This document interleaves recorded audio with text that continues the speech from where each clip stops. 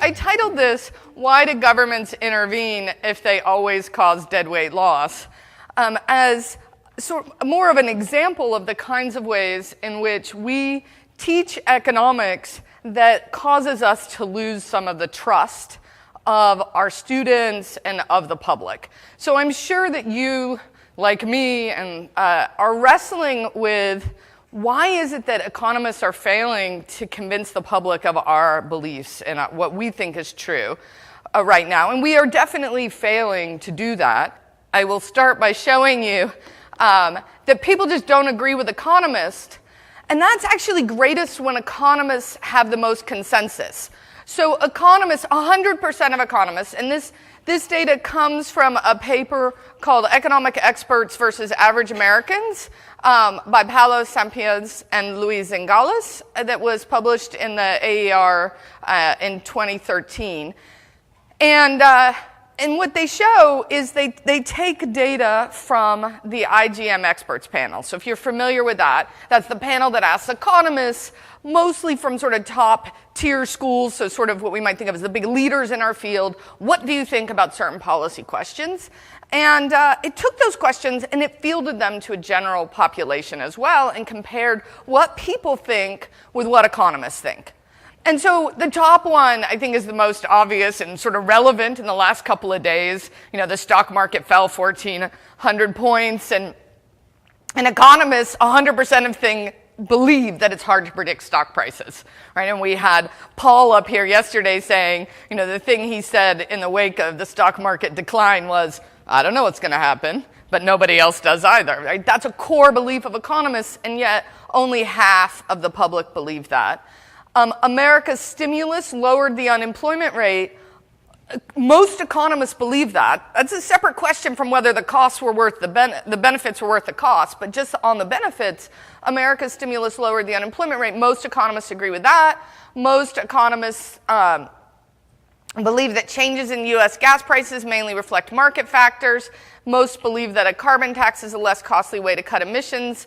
And the public disagrees with less than half the public believes in the carbon tax, but most of the time, the gap between what economists think and what the public thinks is greater than 35 percentage points. Where do we see the one place where there's sort of more similar views? The benefits from America's 2009 stimulus will exceed its costs.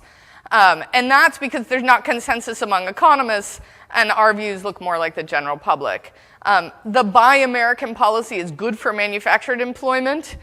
Here we see the opposite. Most economists disagree with that, but most of the public agrees with that. So the public has different views about how the economy works than economists.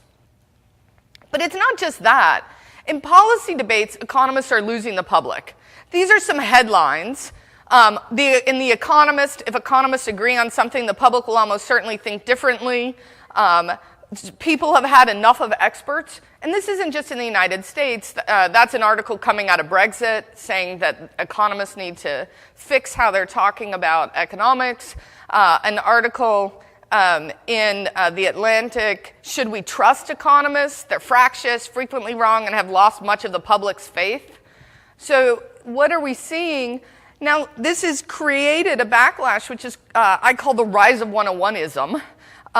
Or the accusation of 101ism, right? So a popular book by James Quack called Economism, which argues that Econ 101 helped advance a rigid and potentially harmful free market agenda.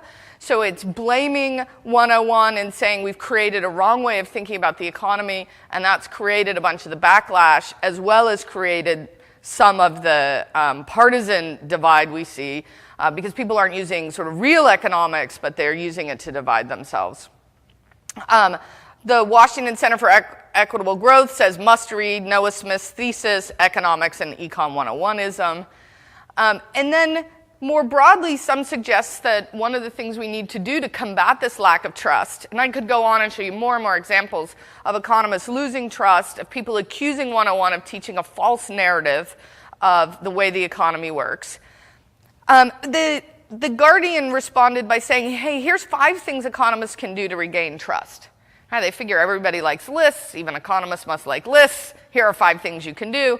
And one of the things on there was shake up economics teaching.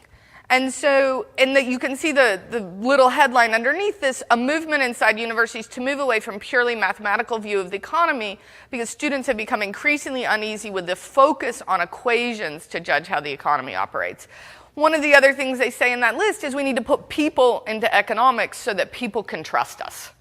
We need to be talking about how people behave in a way that resonates with the students, that resonates with the public, so they can believe that we are teaching about the world that they see when they look out their window.